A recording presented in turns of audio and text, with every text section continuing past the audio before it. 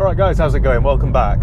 Today I'm in this 2014 Alfa Romeo Giulietta, and I owe this car an apology. A few weeks ago I did a Q&A video and somebody asked me what my most disappointing car was, and I said the Giulietta. This particular car came in part exchange recently, and I was looking forward to doing a video explaining why I thought it was so rubbish. I was really looking forward to completely ripping it apart. You see, the last Giulietta that I had left a bad taste in my mouth. It wasn't reliable, it cost me a fortune to repair. The only place that could repair it was the Alfa Romeo main dealer, who are miles from me, and like a wounded rhino, they know how to charge. On top of that, the customer that I sold it to wasn't nice, wasn't appreciative, complained at every last silly little thing, made my life a misery for a short period, and still to this day owes me some money for it. He asked to take out an extended warranty on the vehicle, which I paid for up front, and then was supposed to get the money back off him, and to this day he still hasn't paid. Just stopped returning my calls, stopped responding to my messages, the usual sort of thing. So from start to finish, that Giulietta deal wasn't good. So because I'd had that bad experience with that particular Giulietta, it made me think that all Alfa Romeos were just rubbish. I was planning to tell you that all Alfa Romeos, in my opinion, are just overpriced, unreliable, rebadged Fiats, and I can't for the life of me work out why people buy them. I was also going to share some observations with you about Italians and, the Second World War and all that sort of stuff, but I'll give that a miss. But all of that was before I got behind the wheel of this particular Giulietta, and I've completely changed my mind. Before the sceptical of you out there begin to comment and tell me that I've just changed my mind because I'm trying to sell this car or push it on anybody, that isn't the case. It's done a lot of miles, this, and it isn't for retail stock. But I've done a few hundred miles now in this car, and I'm beginning to see them in a different light. Firstly, it's a very good looking car. It's really stylish, really attractive design. This is the Sportiva model, so it gets different LED lights, it gets nicer alloy wheels, it just really looks the part. And this particular colour I think is excellent. I love the front end, to be honest I love the rear end too. It just looks way more stylish than a Golf or a Focus or an Audi A3. Straight away you can tell it's got some Italian flair. The Giulietta replaced the 147, which to be honest was starting to show its age.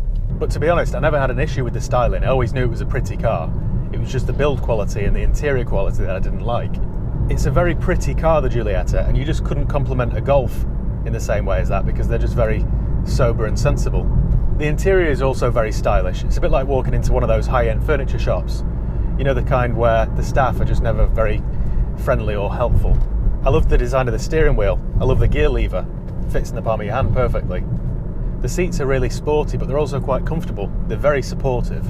I also like the fact they've got the Alfa Romeo emblem on the seats. It's just little touches like that where the attention to detail is high that just remind you that you're in a stylish Italian car. It's just a much nicer place to sit in than an Audi A3. There are a few areas in the interior where the buttons are quite cheap. The stalks, for example, feel hollow and plasticky. Some of the buttons and stuff are straight out of a Fiat, so there are a few areas that let the side down. I also don't like the handbrake because you think you've released it, but the little button can stick in the end sometimes and not entirely click into place. If you've had one or been in one, you'll know what I mean. Alfa have quite cleverly disguised some of those cheap plastics and made them textured and at least quite nice to touch. You've got plenty of storage too. So you've got the glove box, you've got this armrest here with some storage in, you've got a couple of cup holders, you've got storage in the door pockets. Also, as you drive it, you stare down at the Alfa Romeo badge and it just reminds you that you're part of quite a special club. You've got all that history and pedigree. Some of the features are really nice. This one's got this Alfa Romeo Uconnect system, which is the same as some Fiats, and the quality is very crisp and very good. It's very easy to use and operate. The sound system's even quite good. I also like the climate control area. You've got these nice round dials that are easy to use. And they even have quite a satisfying click. Quite Germanic. And in Alfa Romeo's defence, this car has done 159,000 miles and everything works, even the air conditioning's ice cold. All the windows work, none of the buttons or switches fall off in your hand. It's really quite impressive. I had such low expectations for this car, as I do with all Italian cars, that the fact that everything works just completely bowled me over. There are a few things that I don't like. I don't like the handbrake. I don't like the fact this armrest is too high. It's alright if you're a T-Rex, but for somebody with normal sized limbs, it's just too high. I also don't like the clutch pedal. The clutch is stupid. It's not heavy or anything to operate, it's just weirdly hinged. So if you're in heavy stop-start traffic, you'll be glad to get out of it. I also don't like the pedal positions, they're too close together. You'd have to have the feet of Darcy Bussell to operate them smoothly. In terms of what it's like to drive, it's pretty good. It's no worse than a Golf or a Focus or an Audi A3. To be honest, it just drives like any other little front-wheel drive diesel hatchback. Under the bonnet is a 2-litre turbo diesel engine. This is the JTD-M engine, which produces an impressive 150 horsepower, which is similar to the power that you'd get from a high-end Audi A3. So it's quite quick. It's also very frugal to run. You'll get 50 miles per gallon around town and up to 65 miles per gallon on a motorway run. It's also only £20 a year in the UK to tax. But the engine is very impressive. It's very torquey, so you've got loads and loads of power. It's perfect if you do lots of motorway miles because you'd sit there at the speed limit in 6th gear doing hardly any revs and you've still got plenty of torque to overtake without having to change gear. They do offer various other engines, including some quite quick petrol ones, but I've never driven those, so I can't possibly comment on what they're like. But if the diesel's anything to go off, they should be pretty good. I've looked at the sort of figures that the petrol engines produce and they're on par with pretty much everybody else. This Giulietta also has Alfa Romeo's DNA driving modes, which to be honest I always thought was a marketing exercise. You know, you see the adverts for them and there's always some good looking Italian guy driving through some Tuscan mountain roads. And you think, yeah, but is that driving mode really going to help me on a miserable wet Tuesday in Stockport? Probably not. But again, I was wrong because they do make quite a bit of difference. The D stands for dynamic, and if you select dynamic, it sharpens up the throttle response noticeably. The steering also gets slightly heavier. This has electric power steering, so it means that by putting it in dynamic mode, it can quite easily alter the steering.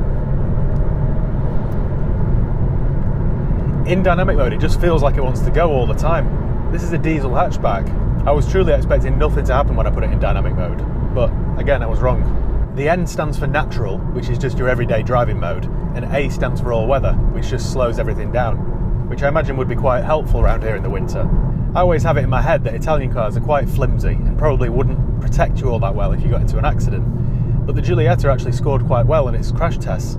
The boot is quite a good size for a car of this type. There's plenty of room inside, I've got plenty of headroom, and you can adjust the seat height up or down. There's also quite a bit of room in the back. The gear changes are also quite nice and crisp and sharp. Reliability wise, like I said, on the last Giulietta that I had loads of different issues with it. That particular one had this flashing odometer, so if you see one with a flashing odometer, it needs to go to the main dealer. It can be anything from a software update to a dodgy ECU. The last one that I had cost me about, I think it was about 650 quid to try and fix. They also have a timing belt which needs to be replaced every 5 years, which will cost you about 300 quid. Standard servicing costs shouldn't be any higher than any of its rivals. The ride is a little bit on the firm side, and that's not helped with this particular car because it's running on those bigger wheels. The other thing you've got to bear in mind is parts are quite expensive, and because they're not a really common car, if you need something like a wing mirror or something like that, the chance of you finding one on eBay are quite slim. So if you do have a few issues with your Alfa Romeo and you're at the mercy of the local main dealer, it's a bit like one of those shops in the Galleria in Milan. They probably will have your pants down. This particular car has got full Alfa Romeo main dealer service history, which probably goes a really long way. If you try and run one of these cars on a shoestring, it might end up biting you in the backside. I'm really impressed with the way it drives and handles though. It feels really sporty. It gives you the confidence to chuck it into corners. The gear change is slick and crisp. It's actually quite rewarding. I still hate the stupid clutch though. Now, because Alfa Romeos famously depreciate rapidly, you can pick up some very good used buys. You'll pick up a high mileage 2011 Giulietta for around £2,500. I would definitely recommend going for a high spec model though. You really don't want a basic Alfa. It's all part of the theatre of it. You want plenty of extras, and you want things like a nice leather trimmed steering wheel, not a plastic one that will rub off in your hand. It just enhances the whole Alfa experience. So yeah, definitely go for a high spec one. So yeah, I just thought I'd do a quick video with it because I was wrong about it. I shouldn't have really slated it based on that one bad experience. I'm like every sort of Land Rover hater out there, aren't I? If I was in the market for a small diesel hatchback, I would genuinely consider one. Just something a little bit different, isn't it? A little bit unique. You know, rather than just join the masses and buy a Golf or Focus. This thing really flies too. It copes with these hills really easily. The seats are nice and supportive, so when you want to get a bit of a move on, it keeps you firmly in your place, not like the XC90 that I drove recently. So apart from the stupid clutch, which I hate, the rest of the car is excellent, and I was wrong about it. So there we go, the Alfa Romeo Giulietta. Giulietta. Thanks once again for watching. Make sure you give the video a thumbs up if you enjoyed it. Make sure you subscribe if you haven't done already. If you've got any comments or questions, let me know below. I'll do my best to get back to you. You can follow me on Facebook, Instagram, Twitter. I'll leave the link below. Yeah, thanks for watching. Cheers, guys. I'll see you next time.